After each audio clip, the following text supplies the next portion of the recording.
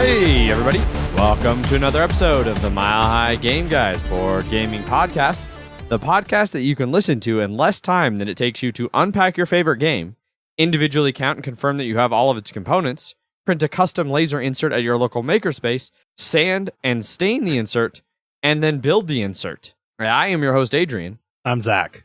And I'm Jeff. And yeah, that's it's a lot of stuff that you could do in less time than it... I'm interested to know what game that was for. Gloomhaven. Ah. I don't know. I'm just making that up. That insert took a while to build. Yeah. I could imagine. The last one I built was Terraforming Mars. That one didn't take too long. I still have my Feast for Odin insert that I have to build. Feudum was actually, I think, more recent than Terraforming Mars. Did you get that did take a while. Did that come with one, or did you buy it? It came with... Well, it was an add-on in the Kickstarter. I see. That's nice. Yeah. Yes. My Blood Rage one took a while, too. Yeah. That has the weird, like, claspy base on the miniature kind. Yeah. But yeah. So, on to the actual episode here. This is a review episode. We're doing another actual review. We haven't done a whole lot of those recently, but we're getting back into the swing of things as things are sort of calming down for some of us. Yeah. We're dipping our toes back in the review. Back into the review pile. Yep. This week, we are going to be reviewing Carthago. This is a 2017 release from designer Ralph Meinert and Bernd Eisenstein. Artist is Christian Oberer and Odysseus Stamoglu. Published by Capstone Games. It plays 2 to 4 players and takes 60 to 90 minutes.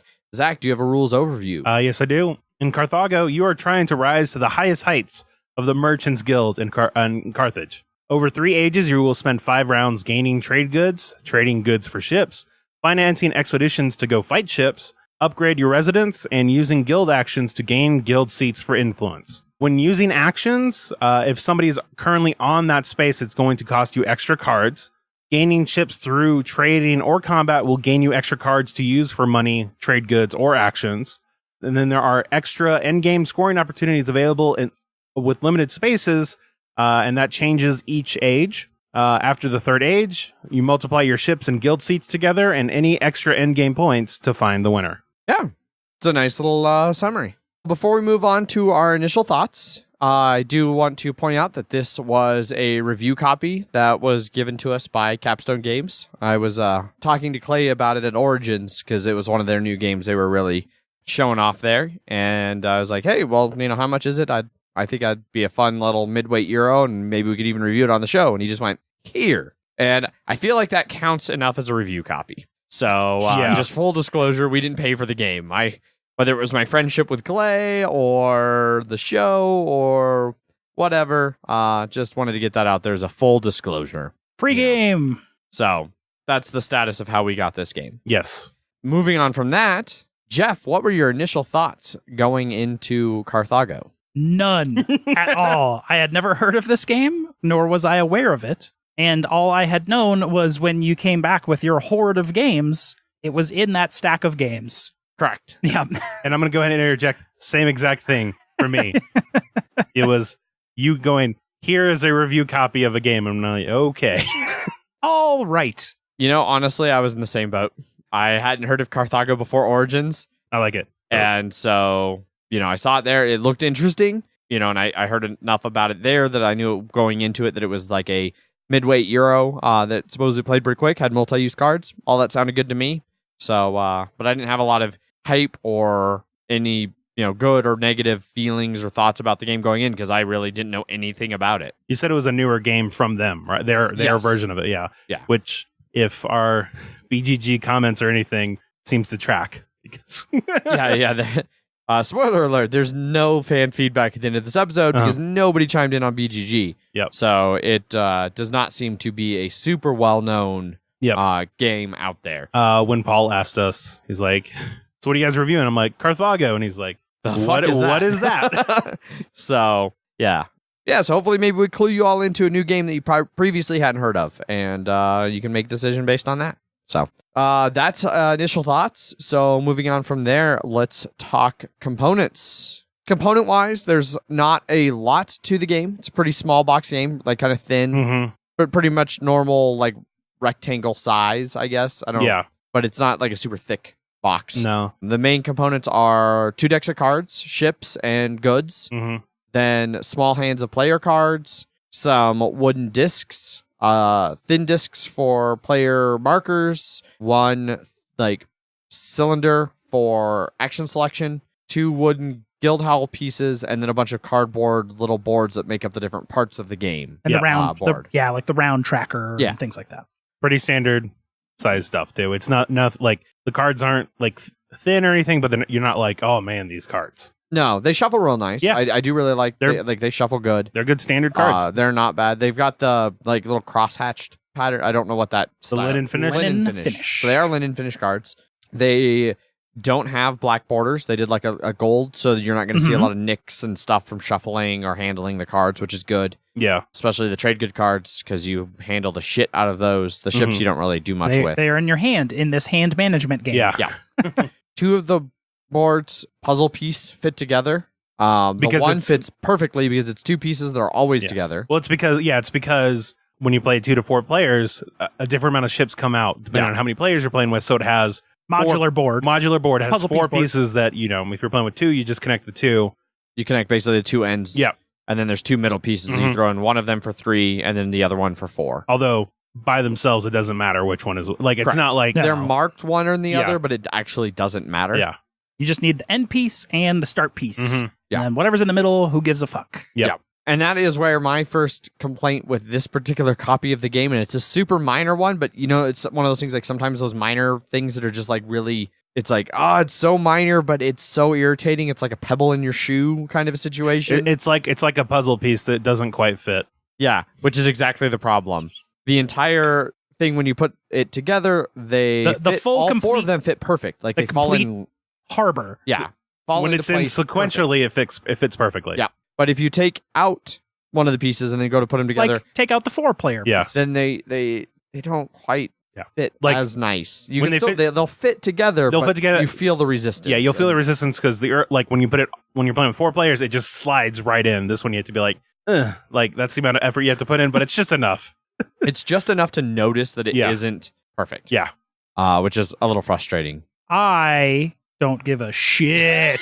Like that is such a small nitpick for me that but when you two, I was like, what the fuck are you two drinking? Like this is I noted. Once. It's fine that it's like an issue for you guys, but I don't think that's a problem at all. Yeah. It fits fine. Like I said, like pebble in the shoe, like so fucking minor. And I bet if you play this regularly, they're going to wear just right to where they flop in every time. Yes. So I think it's a bullshit complaint. I stressed at the start that I thought it was a super nitpick. It was a tiny, tiny little thing. It's fine. But it is something that I noticed. Fine. It's one there. of those weird little things that once I noticed it, it was like, Yeah. Like all those Beetle Lacerda games where I'm just like, oh, look at all these little things that are on. Yeah, and I never noticed them until you point them out. You're the Adrian of this game. Ouch.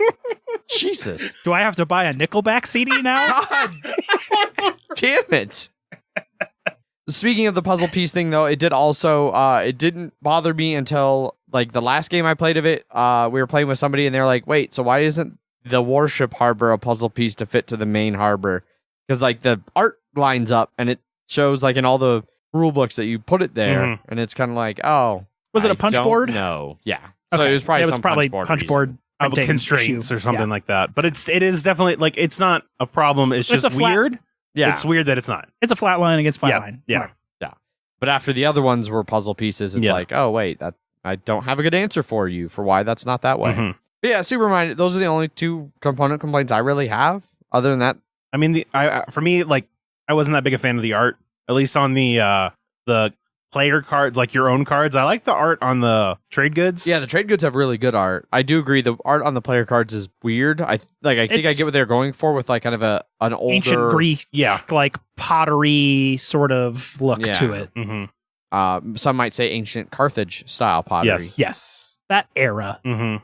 Yeah, so that is a little off. Mm-hmm. I don't like think it's bad art, No. but it is different. The ship's card art is all kind of unique, different ships and Mhm. things, and looks pretty cool. And this game is multilingual or not language dependent, so it has language independent. There's yeah. the only language is in the rule book. Like otherwise, it's all symbols and iconography. Yeah, symbols, iconography. That's what I was looking for. Which I think for the most part, it does a really good job with. There's a couple of them that are a little wonky, so you'd need a translated rule book to whatever language you're trying to play it in. But once you understand how the actions work, it it's makes fine. sense. Yeah. Yeah, it's another one of those games. It's not intuitive to look at the iconography and be like, oh, this is what I clearly do with this one thing. But then when somebody explains it and you're like, okay, so given this the is context, how this works. Yeah. Oh, now that iconography makes sense. And the rule book lists all the different things. So it's not like you're just like, oh, I don't know what this one is. You look in the rule book, it gives you a description of it. So yep. And that applies for like the end game scoring iconography. That applies for the ship's like one-time use. Not one-time use, but limited use iconography. You will have to refresh them. Yeah. Yep. The individual like areas that you do the different actions at are all clearly marked with a symbol that matches the action that does that thing.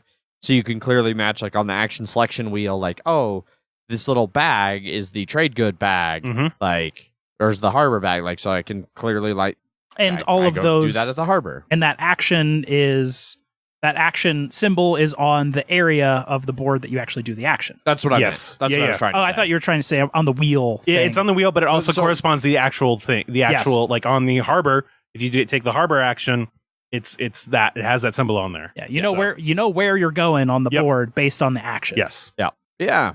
You have your little residence piece that has all your wood tokens and stuff on it. So yeah, one thing, the game also comes with 2 extra pieces for every player color, because you only need 11. And it comes with 13. It comes with 13, and I think that's because if you're playing with less than 4 players, you basically take some of those markers and just sort of block the guild seat area. Yes. But why not just use... Yeah, so what I've done with that is in like the smallest bag that has like the round markers and like the little guild action markers, I threw the extra 2 from each color in there. So that way, if I'm playing with less than 4, I don't have to go dig into yellow player bag. I can just leave that in the box and pull the 2 extra yellow out of that bag. So it makes, I assume that's what that's for. But it's not that much effort to just... It's not at all. You know, especially depending on how you store it. Like, if you're like me and Ridiculous, where you have the player boards fit in the bags, which they barely do. But they do. Yeah. Then it's a little bit more difficult to get out the 2. But if you just throw the cardboard player boards in the box and just have the bag of bits, then it's really easy to just grab 2 discs it just feels like a solution to a problem that did not exist. Yeah. Yes, 100%. But I don't know, like, what the... You know, maybe that wasn't the reason. Maybe it was some other production thing where it's just easy to throw some extra... Yeah. Maybe they just figured people are going to lose pieces to games, and so they're just throwing you a bone and giving you some extras. Which is nice. Yeah. But yeah, so it does come with a couple extra discs. Yep. Good point. And I think that's about it otherwise. Yeah. I was really surprised none of the cardboard for this super freaked out here in Colorado. Like most cardboard, I play a game and it immediately fucking warps. It seems small enough. Yeah. Like these things, the pieces, individual pieces seem small enough. It's the market board with the trade cards. I could have cards. seen those like being long enough to like turn into rockers like some of those games do. Or even like the little player boards, you know, the corners I could have seen curling up just a hair, and I didn't notice any deformation. Which is pretty rare here. Most cardboard and even cards will often warp a bit in the dry Colorado climate. That's true. So yeah, that's it for components.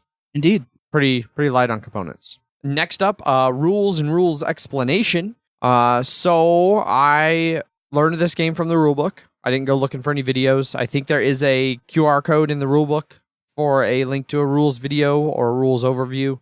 I just read through the rule book, and the overall base idea of the game is super easy to figure out from the rule book. Yeah. It's the minor details that are easy to miss. Well, and miss them we did. I think, like I was saying, and I forget whatever review we did before, I think the fact that we've started just to been like, oh, I get it, and then just, you know, it's like, I understand what 80%, I know where it's going. Yeah. And then those little things where we don't hurt us or make us play 2.5 games before we realize we're playing wrong. So, yeah. And it was always weird things that would bring them up. You know, like one of the big things that we played wrong the longest was in the game, when you want to take an action, you play one card of that action type to the left of your player board. And those have to match if you don't have the ship that lets them not match. But that's a rule breaker. Typically, they have to match. And then to the right of your board, you play extra cards based on the number of pieces that are on that spot. we thought they also had to match for the vast majority of games. But then I was looking at the rules for the ship that lets you not have to match. And I was like, well, is it just for the one card or is it for all of them? And as I looked into it, I realized that the rules clearly say that you can play your choice for the extra cards. They can be whatever the hell you want. And it was like, oh, that makes a huge fucking difference. Yes, it did. That was probably one of the most game-changing. It became from being super constrictive to where Jeff had to pass 4 out of the 15 actions. Yeah. To been like, oh, like unless you went to places where everybody else was going, you had cards to spare. Yeah. So. And those were examples of places I couldn't play anywhere with just one card. Yeah. I had to have 2 cards, and I did not have 2 matching cards. Yeah. Which, if we'd been playing correctly, you could have played the one that matched and then any of your other cards for the extra. Yes. So, but there's little things like that just aren't super clear in the rules. Another big one we discovered fairly early on, but in the rules, it will regularly reference when you do certain actions, you discard a good. And on some of the overviews for that, for one of them, and I don't remember which ones are specifically which, but if you read through the rules, you'll notice this. For the harbor, it might say, discard a good that matches the ship you're buying to the discard pile. But then for a different area, it'll just say discard a good and not mention anything about the discard pile. So we thought you just discarded those to your player area and then got to take them back at the end. Well, then later on in a different paragraph that we found early on in the high level overview, it was like you always discard for these actions, which is basically every action. And so it's like, oh, so we don't get to keep nearly as many cards as we thought. Yeah. So made a big difference. So it went from like we were playing in a way that made it way too easy to a way that made it way too constrictive. And then we played it right. Yeah. So. Oh, and then dealing the cards out between ages. Which that we've always known that rule. We've just forgotten it occasionally. Yes. When we were transitioning between ages. But that one is clearly like marked and mentioned over and over. Yes. I don't know. So aside from rules errors, overall gameplay, how did you guys think it was being taught the game? Did it all kind of come together pretty quick for you? Was it? Yeah, I mean, I think the actual actions themselves are relatively easy to figure out. And knowing the right rules, it's really quick to teach somebody else. Now, yes. The hardest one is the trade warfare or whatever that one's called. The one that lets you buy a ship and then also fight with a ship. Yes. And knowing that order. It shows both of the symbols on there. It's got the little handshake thing there. Yeah, because it's like the handshake is the action, and then it shows the symbols for the warfare and the regular dock as like, when you do the handshake, you get to do things at both of these two locations. Yes, but you have to spend your time going to the warfare and to the trade to build that up first. Yes. There's a lot of iconography in this game, and it's sort of on everything. Yes. In every corner of every piece. They have a lot of symbols and not a lot of text, which is language independent. Mm-hmm. Yes. But just sort of learning all of those little bits and what they mean can take a minute. Like the ones at the top of your residence board, like where your certain cards go. It's just sort of like a red line through cards to the left and to the right. But what does that mean? Especially a lot of the ship ones. Like when you do this action, like a card, but the card can be any good. Yeah. Some of them get a little, like the one that lets you buy old age victory points and things like that. Just a lot of arrows hopping between Roman numerals. Yeah. But which we kind of touched on there talking about components, that the iconography isn't necessarily intuitive just by itself, but once you understand what it's saying, it makes sense. Indeed. But that does take a minute to. But it's not like you need to see it and be like, what is this one again? What is this one again? Yeah. There's a lot of that. There's a lot of that, but you don't have anything like in Race for the Galaxy where it's a bunch of different, like a bit different variations of it. It's like that age one just looks like that, and that's it. And once you learn what it is, but you will have that moment of what is this? Mm-hmm. What is this? Yep. But it's all open. That's all open information, so it's really easy. You can just ask someone. Yeah, they will tell you. Yes. The only thing I remember missing a lot was the trade or the market action to refresh your boats. Yeah. That's like one of the only ways you can do it. Yeah. That's the only way to refresh a boat. Yeah. Yeah. I just always forgot it because it's only on the action wheel. Well, so your base cards have Oh, and they have all the base cards, but only have on the those, base But cards, only on the base not cards. on the trade goods, Yes. which can also be used for action. Yeah. which also have the action on them. Yeah. I tried to when I would play this game, I tried to like walk people through that. Like, okay, you're taking that action. All right, well, first take a good. Okay, well now you can trade a good. All right, do you have any ships you want to flip over? Like, no, it's the first round. You clearly don't have any Yeah. ships. Fuck off. Or like later, That's what I like- would say. Like, which one of those 4 ships would you like to refresh? Mhm. Like, you can refresh one of them.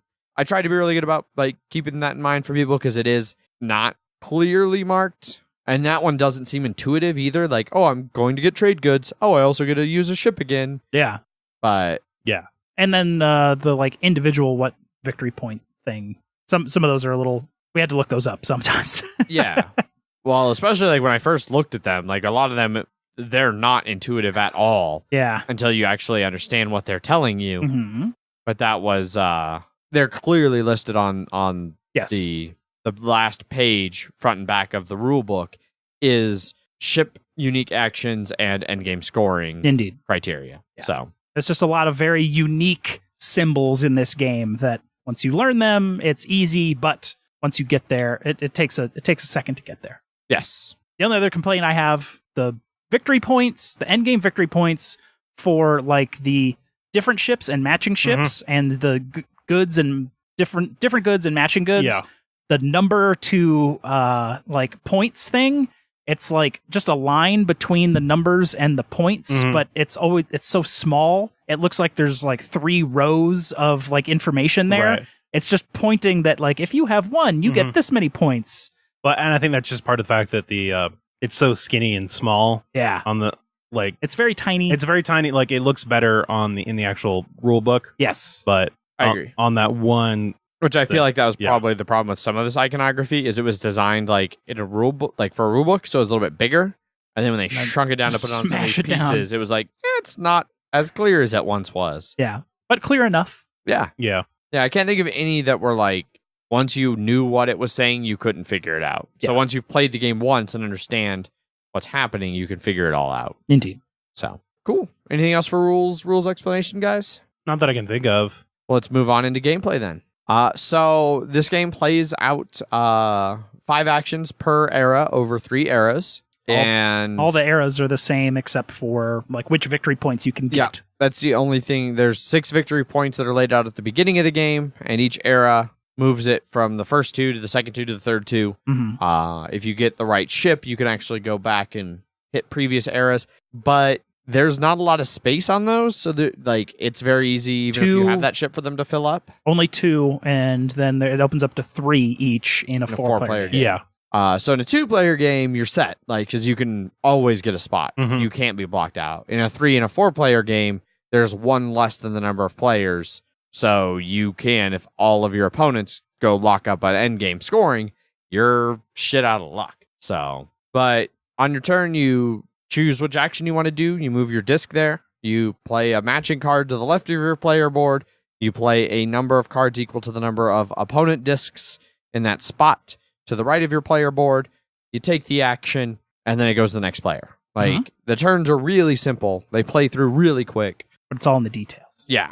It's definitely one of those games where the gameplay itself is pretty simple, but there is a surprising amount of depth behind it. Because- Especially kind of just planning what other people are doing. That's why I think where most of the weight of this game, what makes it like pushes it from being like a lightweight game to like a solid midweight game, is trying to plan and anticipate what your opponents are going to do. Mm-hmm. Because Yeah. that comes into play a lot in how you use your cards. Yeah, because especially the cards are pretty limited yes. in terms of actions that you're like, I need Adrian to not go there. And then it's if he's there, then you either have to spend the extra card, or you're like, I'm gonna have to wait a turn to be able to do that, go do something else, and hope that Adrian doesn't leave, and then Jeff goes, oh, I'm gonna go there too. It's like, fucking Jeff, god damn it. And also where you're going, it could have one of the guilds on it that sort of rotates as you use them. Yep. And that's how you actually claim the victory points or the guild area, which is the tokens times how many ships you have, which is most of your what should be most of your points. Well, in almost every game I've played, that's been most of everybody's points, but that's also been the closest to even. The end game scoring has been like the deciding factor. Yes.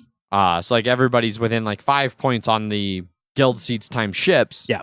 And then somebody just crushes endgame scoring. Yeah. Because, well, actually, the earlier you get into the endgame scoring, the cheaper it is Yes. as well. It's like 2, 5, 8 for the slots. Yeah, which getting in on an 8 slot, like a 2 and a 5, you can in theory do with one card. Because the good cards, we talked about, they're multi-use. So you can use them for the action symbol by playing them down to the left or right of your thing to let you do actions. They have a specific type of good, which is used when you're building ships. You have to discard a matching one. Five different different goods. And they're all different colors, and that matches the ships. Yep. 5 different ships, 5 and different they're colors. also used, six ships? Six numbers of ships. Six numbers of ships. From 1 strength to 6 strength. Yep. But the colors, the type of good / color of good is also the amount. How can I trying to find the right way to use my words? It's randomized because you can have 2 things that have the exact same action and the same trade good, but they can still be different. Well, money. yeah, but that's not what I was trying to say. Sorry. I was trying to say, so like you use them for matching colors to get rid of the ships. Yep. And then on your player board, moving discs out of certain columns, you need to discard Yep. matching sets. Yes. Based on which column you're trying to do. That's what I was trying to say. Oh, sorry. And then the final thing that they're used for is money, which ranges in value from like 2 to 6 money. 2 to 8 money? 2 to 6. 2 to 6. Yeah. And so when you're trying to pay for something that's Like 2 to 5, you all can of in those theory pay guild for that actions. with one card. Yeah. Once you go for that 8 spot, you're going to be using 2 cards to pay for it. So it gets to be using a lot more of your cards to follow along and get those endgame scoring. Yeah, because the guild slots go from 6 to 11 in cost. And then there's also a 12 that's on the side that's unlimited amount. Yeah, because it's like a 3x4 grid for the rest of the slots. That if you're playing with less than 4 players, 2 gets blocked per player you're not playing with. Yeah. And they're the lowest 2. Mm-hmm. So in a 2-player game, the 6s and 7s just aren't available. It's 8 and up. And also the other 2 colors go on the action selection track. Yes, they become rotating blocker pieces that are just, you have to pay the extra card as they go there. But yeah, all of that leads to you really trying to anticipate what your opponents are doing. Like you might be in the harbor lined up to buy a blue ship and you've got your blue good and you're ready to go. And then Jeff goes right before you and buys a ship that's ahead of yours in order. And then they all slide down the dock. So now all of a sudden the blue ship you were planning on is now a green ship. And you don't have a green good. And you don't want well, shit, that ruined my... That ruined my plans. Yeah. Or you could plan ahead and be like, I'm pretty sure Jeff's going to definitely buy that ship. So instead, I'm going to get a green good. So when it shifts, now I can buy that green ship. Yes. Yeah. So it's, I think that's one of my favorite things is that you're reserving a spot, not the ship itself. Yep. And then you can try and plan against that because I know there was at least one time where Adrian put a thing there and I'm like, I'm not taking my ship this round because I know you want me to do that so you can get that other ship. Yeah. Yeah. It becomes that like, Princess Bride, like, did you put the poison in front of you? You like get in this little mind game of what are you doing? Or there was a different time where it's like, I got in front of a good ship and then somebody did buy one and it moved. And then you were like, oh, well, now I'm definitely going to buy one so that good one that just moved you moves past you. Exactly. And then there's even ships that have the ability to just discard the one at the end and move Shift it. them all. Yep. And you can use the ship's abilities before or after any action? Before and after an action. Yeah. Before and after? Well, before or after. Before or after. Okay. Each one, but you could use one ship before an action and then another ship after the action is what I meant, is what I was clarifying. Gotcha. Can you? I thought you could only use one ship per turn. Oh, can you? Oh, I think there's only one ship per turn. I never had but that you many. can use it whenever. I never had that many ships. Never come up. And then a lot of the ships are tied to specific actions. So if you're not taking that action, you can't do that ship anyway. Some of them are just general ones that affect things. Like the one that trashes the market, you can do whenever. Yeah. The one that does the ship thing, it's not tied to any of the ship actions. It's just moving that harbor along. Yep. I think one thing of the ships that we haven't mentioned yet is they each have a value. The strength value or the actual like trade good value? Trade good, both. Well, they have 2. Yeah. They have 2 values: a fighty value and a tradey value. And usually, the higher strength they have, the more they have good wise to an extent. Yeah. Yeah. So what happens when you buy a ship? You discard a good matching the ship.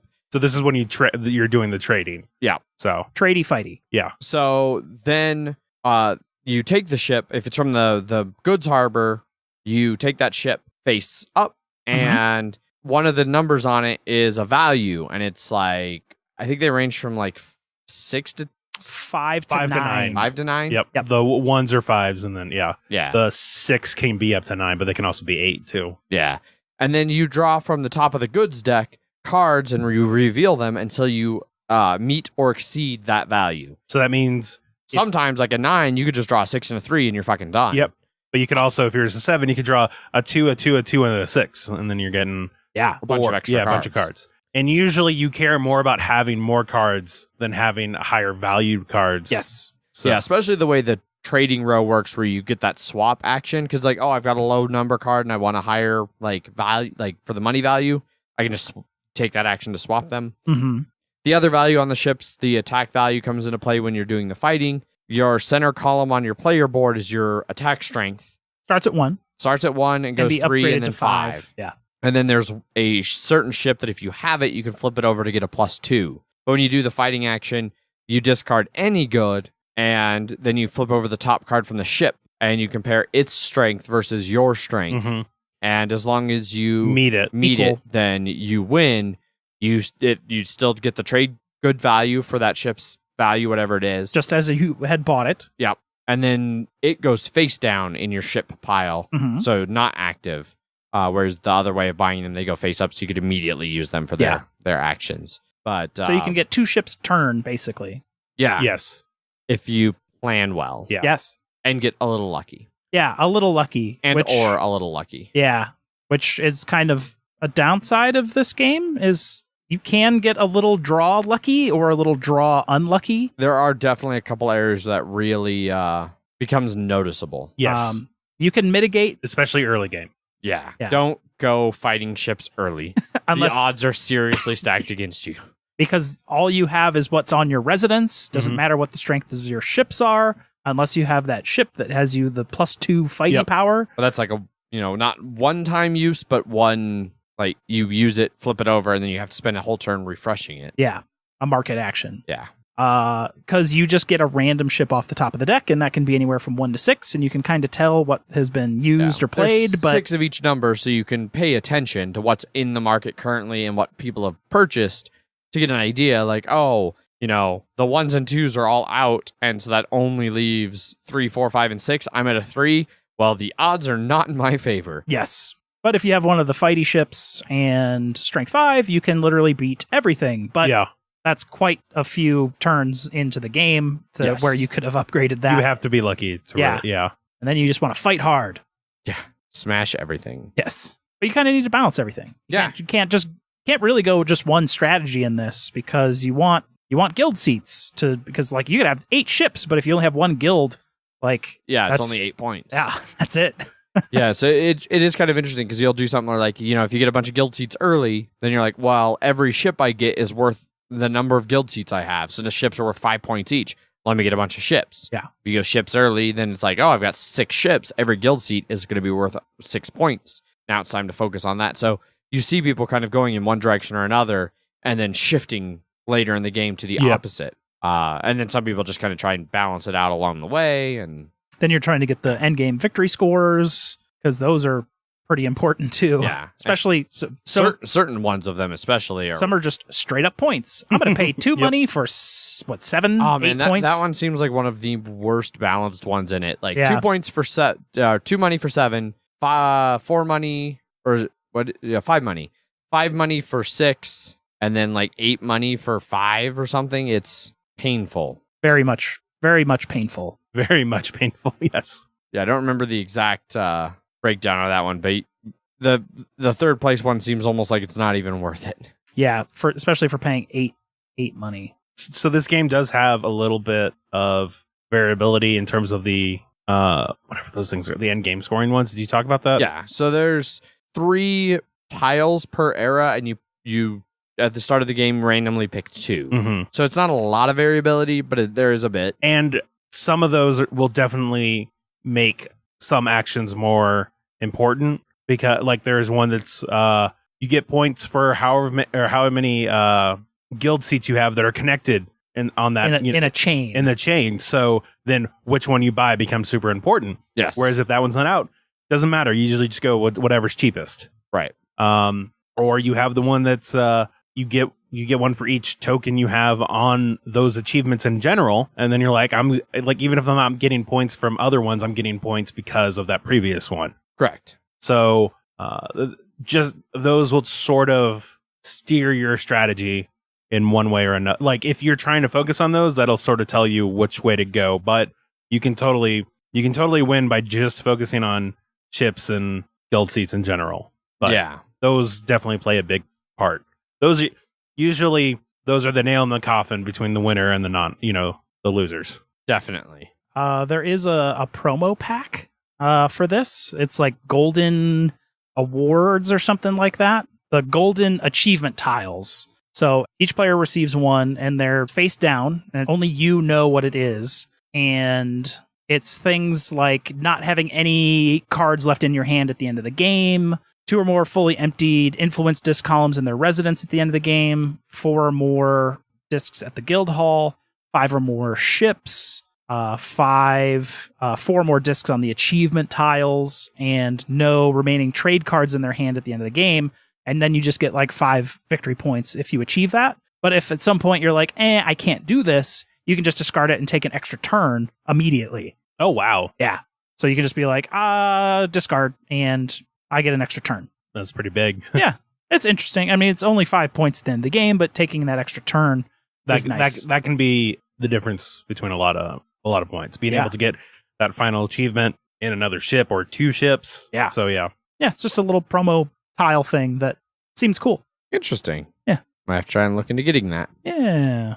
Right on. Well, I can't really think of much else for gameplay. I mean, I think we've... As long as everyone knows, don't fight early. Yeah, do not fight early. Jesus Christ. It is fun to play. One thing I guess before we move on that I will say that I really cracks me up playing this game is how often because it is a lot about planning what your opponents are going to do. You'll run into situations like we were playing Zach and you said I gave you mixed signals. Mm-hmm. It was like, oh, don't fuck me, Zach. Don't fuck me, Zach. Don't fuck me. And then you took an action. It's like, fuck me, Zach.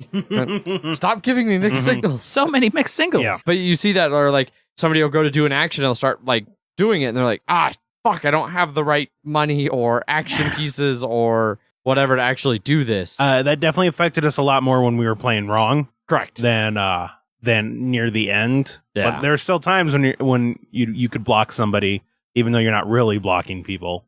Yeah. You make it just hard enough to where they can't get there. But it's still annoying, but when we were playing wrong, when it was a lot harder, every turn somebody would say that. Yeah. But I mean, like I've even seen people do things where they're like, all right, I'm going to take the, harbor deliver goods action to buy this ship. And so they play the card that matches deliver goods and they go to buy the ship and they realize that the card that they played with deliver goods was the same card they needed to pay for the ship. And they don't, it's like, shit. Mm-hmm. All right, back to the drawing board. Can't do that. So there is a lot of like lighthearted kind of shit. I fucked up. Shit, you blocked me. Shit. Either you got fucked either by yourself or somebody else. Yeah. Something's getting fucked. Yeah. Their masks on. I don't know what's going on, but it's a Stanley Kubrick movie. Yes. Again, especially with the way the ships move and stuff, there's a lot of opportunity to mess with other people's plans. Yeah, like very easily, like I'm going to use my ship ability and you're fucked. Yeah, or things like when you're playing with less than 4 people and you have the extra player disc, it only moves when somebody takes that action. Mm-hmm. So you might be like, man, I really need Zach to take that action. I think Zach's going to take that action. And then Zach doesn't. It's like, well, fuck, now I have to pay the extra piece. Well, and I had one thing where I could have really hurt you, Adrian. And at the moment, I was just like, but he's just going to think that I'm just doing this just to fuck with him.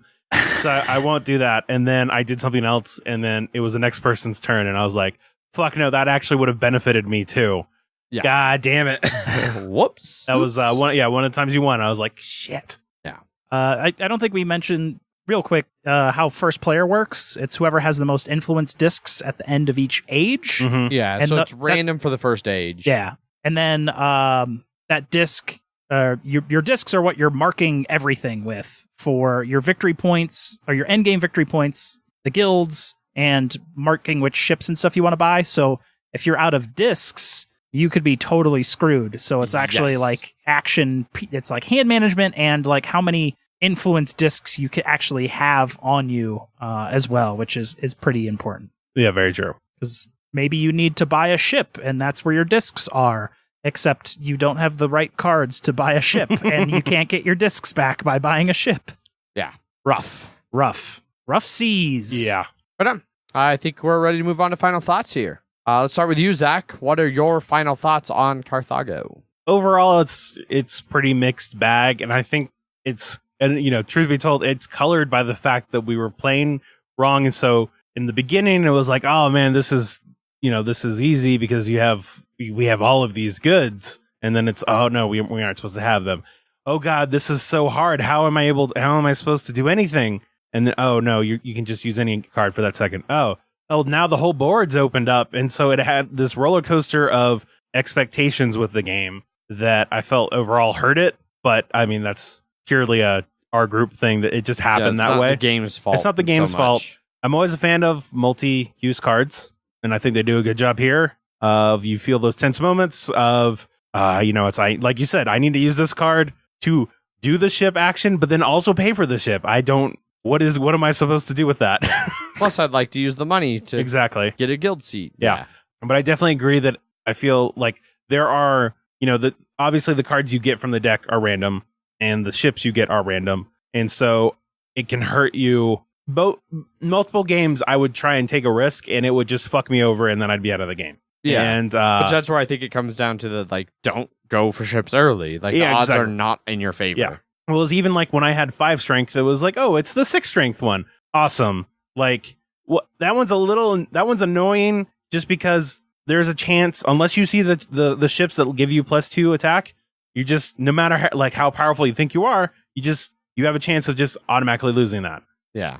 And anytime, I had multiple things where I try and chain things off each other, but because I got messed up on that first one, it means I couldn't do anything. I couldn't do the other harbor because I didn't get the good that I wanted. And so then the entire thing was just felt more or less like a waste. And when you have 15 actions and one of them gets fucked over, it just feels like it hurts you but then you see everybody else just getting all these ships, and you're just like, god damn it. Yeah. I wish it wasn't focused so much on ships. I wish that I always feel like the person who had the most ships won. It was definitely a solid advantage. Yeah. Because typically because every time you get ships, you're getting additional trade goods, which is helping you have more cards and actions and money. And it seemed like you had to go, it felt weird because it felt like you had to go for ships in the beginning, but also, like you said, because of that, if you mess up, and somebody else doesn't, then they're just going to be ahead of you, and they get ships that let them do stuff that you just can't. I don't know, I feel like it kind of fits the theme, though, that ships are so valuable, because you're wanting to be these merchants who are loading ships and doing ships. I get it. I mean, this is a trading in Mediterranean game, so it's... You're not wrong. Yeah. So overall, and after playing it, the amount of times we played, I was just like, all right, I'm done. I don't think I could get. I felt like there wasn't any hidden strategy that was interesting enough for me to try and find. Then again, I'm not that person that's like, oh, I want to play this game 40 times to find all these deep hidden things. Yeah. But I played it and I enjoyed some of mine. I enjoyed the tense moments that it gave you, but overall it just didn't feel like it was more than the sum of its parts. Okay. So, Jeff, what about you? I like it, but it's pretty brutal with so few actions. And like Zach had said, if one of those actions just doesn't work, because it is just a draw the cards, you can fall so far behind that you are fighting for now second or third place at best because that action didn't work out. Because that's sometimes 3 actions to build up for that one. And if it just doesn't work, that's a fifth of your actions of the game done. Yep. How are you supposed to make that up? I do like how tight it is with a race for endgame scoring and things like that. Hopefully you just have what you need when you can do it, and that action card that guild is on that right action card, and you have the money. Because if you don't, some of those are better than others. That you can just totally miss out on those. The residence seems a little hard to upgrade at times. Especially the ones that add more guild seats, because you need 3 cards. 3 of a kind. Yeah. And you can get ships to help mitigate that. But I saw very few to 0 people do much of that. At most, I saw someone have two extra guild seats, so they took the beginning one as their opening, and they were able to do one more. Yes, but it's especially if like those cards are 4 or 5 or 6 value, that's like 15 money that you could use to just get a guild seat, and you're burning 3 cards when at most you're burning like 2 cards for pretty much any other action in the game. I mean, if you have a lot of ships, that can make sense, but if you have a lot of ships, you also need a lot of military strength, which is a whole other row on there. And then the third row is just like more discs or whatever. But yeah, it's a tight game, but I think it's a little too tough on some mistakes you can make where there's not much you can do about it. And to get to the point of where you can guarantee it's so like middle to late game that people that maybe have gotten lucky before you have already run away with it. But otherwise, it's a nice little tight, decent, brutal game. Aside from the first game, I haven't really seen anybody's scores run away with it though. Compared to people that get fucked over by ship combat at random. I mean, I feel like the scores are like even. It's more like one person falls behind versus one person going ahead. Yeah, I think that's what he's saying. But I mean, like the final scores are always pretty comparable. I felt like mine, aside from the first game, 22 to 56. Well, that was only the first game. No, that was in later games. No one scored. I don't think anybody scored over 40s. I think there was a 56 in there. No, only that first game. I think. Oh. Yeah, which I didn't play. Yeah. Okay. Wonder if the score sheet's still in the box. Yeah. But I mean, like I said, if you're wasting 3 actions and it doesn't work out, you're out of the game. You're fucked. Yeah. Yeah. And that's too brutal. But, well, I mean, I feel like in most of the games I've played of it, that happens to everybody has at least one turn where that happens. So everybody leaves people on a relatively even playing field. I don't know. Out of 2 to 3 games, it happened to me, and my score was. Well, you continually second or third action did the ship things. It wasn't. Early. It was within the first age, but still, due to other people taking the ships that I want to take, like before I have a chance to take that ship, somebody moves it, and now I have no goods to take that ship. So then you're just sort of wasted. Like there are ways for it to basically be taken out of your hands, and that other people get ahead and you don't. There's no real mitigation for how brutal this game can. Yeah, because I wanted to get something on the first turn, or the first 2 turns, and just do the trading thing, and the ship moved away, and then it was just a sea of blue. I had no blue. There was no blue in the market, and then I was like, all right, well, I have to go. The only thing I can do now is try to go to the military, and then even I think at one point I even had 5. I grabbed it was a 6, and so I couldn't get any goods from winning that to pay for that other thing. And if you don't get ships, you don't get cards. Yes. And you can't get cards, you can't get ships. Exactly. But I mean, if I didn't have any blue, I wouldn't go. You see that there's a sea of blue coming. Don't go in front of the. I understand. No, I understand that literally it was just they all moved before I had a chance to do anything. Maybe. Anyway, Jeff, any other thoughts you wanted to throw on there? I don't know. It's a lot of card draw. It's a lot of just like cards coming out with not much you can do about it, and it can be a little harsh. But. I do enjoy how tight the game is, but that harshness level I wish wasn't as sharp. Right. Remember that time when Jeff moved the ships and you got spiteful and moved the ships? That was the one that fucked me over. That like they were like 3 away, and then all the ships fucking moved before I had a chance of getting it. I'm just saying. That was the instance. I wasn't like right in front of the blues. It was just you encouraged him to move the ship away from me, which then encouraged me to move the ship away from you. That was I even encouraging Jeff's the one that did it. It was out of my hands whether I did it or not. So I'm just saying that there are ways for it to be taken out. I'm pretty sure Jeff was going to do it whether or not I said anything. Yeah, but I wouldn't have been as inclined to just then spite move it again if you hadn't encouraged him so much. You don't know that. Yeah, because that was the one where I positioned myself for the really good ship to move to me. It did. Then Jeff played the action. Like Jeff bought a ship, it moved to me, and then he went, "No, you don't get that." Played the action, so it moved twice, which you encouraged him to do because you didn't want me to have the good ship. And so it moved it to your position. What's that, Jeff? I mean, I didn't want you to have a good ship either. Yeah, well, I know you didn't. But then Zach encouraging you was like, "Well, fuck you. Then it doesn't move to your spot either, Zach." So then, yes, the ships moved. No, it wasn't even. It wasn't even that it moved into my slot. It was just a. It was a. I'm pretty sure it moved into your. It did, but it was a one that I didn't have the color for, so I wasn't getting it regardless. I thought that was the last No, of the ones before no, the Sea of Blue. No. I don't know. This game has a fair amount of interaction in it for the kind of But game it certainly is. can. Yeah. I like that interaction, but it also can fuck you over in the beginning. That if it only just fucks you and nobody else, Yeah. you are just behind. Yeah.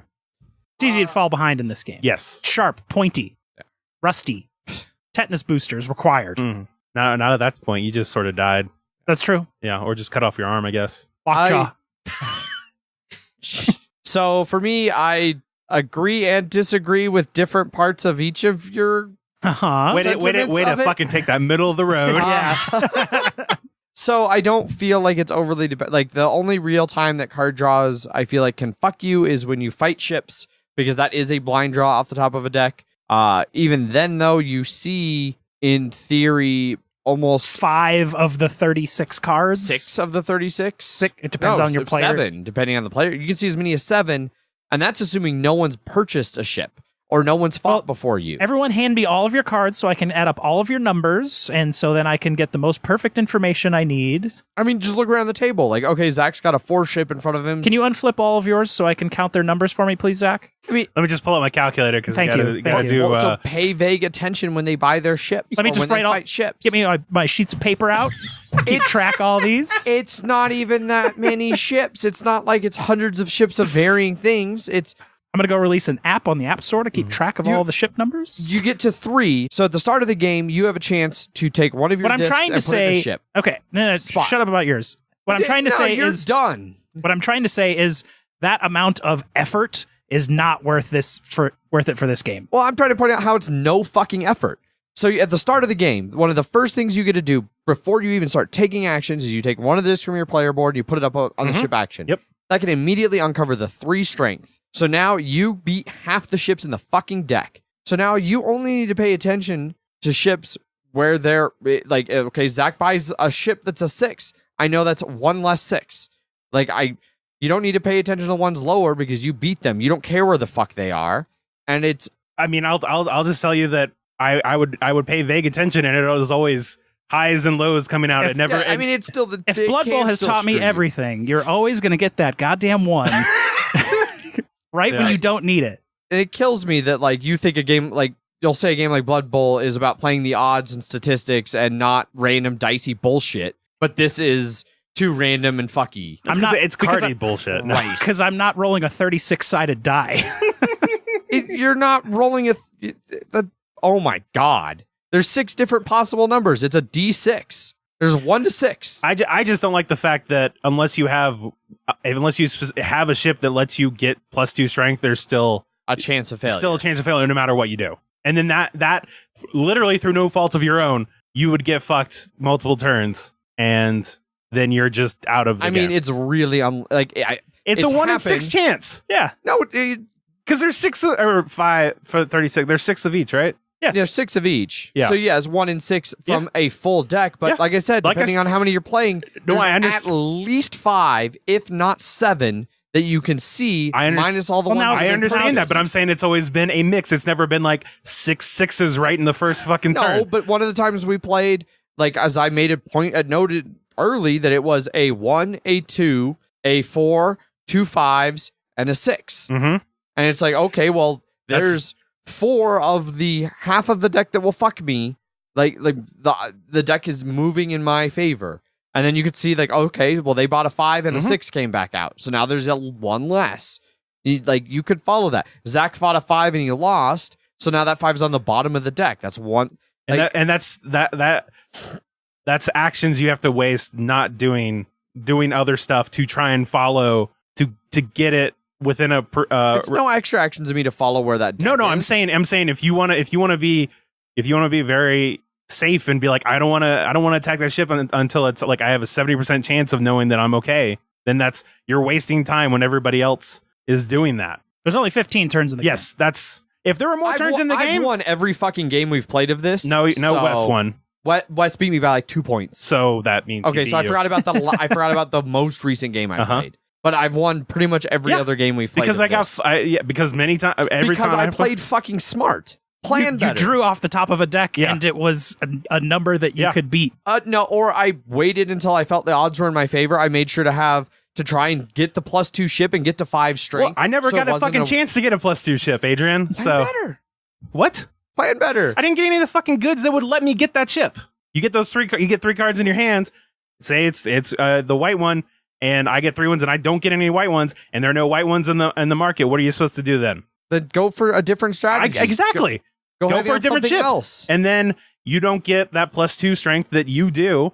And then I have a chance of, no matter what I do, I still have a chance of failing. I don't know. In every game that we played, I was able to come up with a strategy and execute it. I don't know why you guys felt like it's so super random. Like goods, there's a huge market of goods where you can take goods and trade goods. But there was multiple occasions where I needed a specific one and it wasn't out there. Even me doing the action, it was still not out there. I think we've just found the game where he has the luck in his favor and we do not have the luck in our favors. I just felt that there's enough ways to plan around a lot of that. Like I was consistently able to be like, okay, well, I don't have the goods for this thing I want. I'll do something else and make something else work for me. I know, and I would try and do that, but that would involve me I'd get fucked over and then do something else, and that fuck me over was... I mean, I got fucked over. I lost ship battles too, and I still moved on and did something else or tried again or, whatever. Mm-hmm. Like, it's not like you were the only one who lost ship battles. I'm not saying that. I'm just saying I had ship battles where I lost, and that fucked me over, and because it was at the right moment that Well, we don't need to keep bickering about it. I think people get the idea. My final thoughts for this game. I disagree that I don't feel like it's too random. Like, yes, there's a chance of failure coming off the top of that deck. I think you can plan for it. I like that this is a game where you're anticipating what your opponents are going to do is important because that can influence what ships are available or where you're going and what's going to work, whether there's even a harbor spot available for you to go to, especially for like the War Harbor where there's only 2 available spots. I really like the multi-use cards and how there is tense decisions between like, oh, this one is like, I've been trying to do this action a lot, but I also really want to spend this card for the money, which is more valuable, like keeping it to do more actions with or spending the money now to get in the guild hall or something along those lines. All of that said, like, I don't love the game. I agree with what you summed it up with, Zach. I'm not sure it's more than the sum of its parts. Some of its parts are short and sharp. The thing I do really like about this game, and the reason I think that I will probably be playing it again, is it legitimately plays in like 60 to 90 minutes. It does. Like, it plays quick. And for the kind of decisions and experiences I get out of it, that's hard to find in that short of a game for me. And I know for me that for 60 to 90 minute games, there are just other ones I'd rather play. But could this game be better if it was a little longer? I don't know. Maybe a little more loose, maybe a little more time to make those mistakes in this game, and they wouldn't be so brutal over maybe a 4-age game. I mean, I feel like over a 4-age game, it'd just be another age where things could go wrong, and then like I don't know. There's other games I like that have even fewer actions than this, and I do not like those games. So I have not been a fan of very limited action games. Yeah. So. I like the optimization puzzle. I have very few actions. How best to use those actions? I sure hope I get lucky. Adrian, that's a bait. I know. It's taking all of my effort not to just bite onto that hook, line, and sinker and just run away with it. So got myself a big bass. Gotta let it go. There you go. I like the game. It's not a great game. It's not a game I don't feel like I'm going to be really like pushing to play. I'd be curious to like try it with Paul. I'm curious like what Paul will think of it, whether he'll feel it's too random and bullshitty or where he'll fall on that spectrum. I know I don't think Edward and Amanda were super thrilled about it from a heavy gamer perspective. I don't know. We didn't mention that it does take longer with more people just because everybody has the same amount of actions, and so adding another person will just add that 15 more actions to the game. You run into the issue also of where you get fucked over by something, and now you have to redo your whole plan for the turn. Yeah, because you could no longer do what you wanted to do. Yeah, and so there's a little bit of that. Did we talk about playing with less than 4 players though? Yeah, a little bit. Okay, all right. But that it's markers are still out there. Yeah, sure. And it's annoying. Yeah, it's less it's more annoying than playing with a person because that doesn't move until you go there. Someone has to do that. Someone has to make the less efficient action. Yeah. It was Zach. Well, that wraps up the review of Carthago. If you are interested in getting it after our various opinions of it, it is super available. You can get it for just a little over $25 on like Card House, Miniature Market, $45 on Amazon. That's a bit steep. Yeah, I think $25 is a good price for this game. I think that's $5 above MSRP. Yeah. How much was it? $45 on Amazon Yeah, right now. I would say like the $30 to $35 range, I think would be a good price for this game. Yeah. Yeah. It's a good box of unique board materials. Mm-hmm. It's not just a board. It's like a harbor. Yeah. I think most people would enjoy it at least for a handful of games. I just don't know if it has that. I'm not sure longevity. It has staying power. Yeah. I think it definitely. I would have liked more endgame scoring tiles for more variety in that regard. And I think that I will agree. I think there could have been a better way to handle the combat. Like maybe instead of putting it on the bottom of the deck, like have a separate combat area where like you see what ship is there to fight, so you know what you need to get to. Like, yeah. But then you have a 6 that's just sitting there hogging up the game for forever until somebody can get to a point where they can beat a 6. Or maybe that has its own problems. Draw 3, choose 1, or draw 2, choose 1. I don't know. No. Yeah, I don't know. Maybe don't lose your token if you lose a battle. Oh, yeah. Or something like that. Like your disc stays there. But yeah, that wraps everything up then. No listener feedback on BGG. No emails or anything about it there. So yeah, hopefully you've enjoyed this review. Next week, we are going to be doing our Gen Con preview episode because Gen Con is rapidly approaching. So right back to the not doing a review. Yeah. So we did a review, then we're not going to do a review. This is just we were dipping our toes back in. Yeah. And we went, ooh. Yeah. And then, you got to wait. And then It got a little feisty. Let's yeah. A little heat. Yep. So, so we'll do a Gen Con preview episode, especially since Zach and Jeff are going to Gen Con. I'm not going, but I still have things I'm interested in, hyped about, excited about. And so this will be the episode where I'm like, hey guys, be sure to check out this thing while you're there. And then they're going to be like, fuck you, we do what we want. And that'll be next Friday. Fuck your heavy games. That will be next Friday. So tune in for that. And then always our Wednesday episodes with banter, bullshit, news, Kickstarter, all of that fun stuff that you all know and love. If you want to get a hold of any of us, you can always send us an email. Emails at milehighgameguys.com. You can find us on Twitter, where I tweet under @MHGameGuys. I am Zach_MHGG. And I am Jeff_MHGG. We're on Facebook and Instagram /MileHighGameGuys. We have a Board Game Geek Guild number 2731, that you can join for discussions and things like hats. Or there's a new thread up now looking for online food chain magnate games with Andrew. He is super hooked on online food chain. So it's the only place he can play. Go jump over there to play games with him. You can always join our Slack channel. There's a link in the show notes of every single episode. It's a really fun, active Slack channel with a bunch of awesome people. You can actually interact with Bullshit Paul directly. In fact, if you use the word bullshit, there's a bot. It got shut down? It got shut down. I'm going to have to fix that. I know. We have a Slack bot that has a bunch of random shit in there. Yeah. It's just all the hot references. Yeah. So join that. It's a lot of fun. And otherwise, thanks for tuning in. As always, I've been your host, Adrian. I am still Zach. And I'm Trier Jeff. I like it. Bye. Bye. Bye.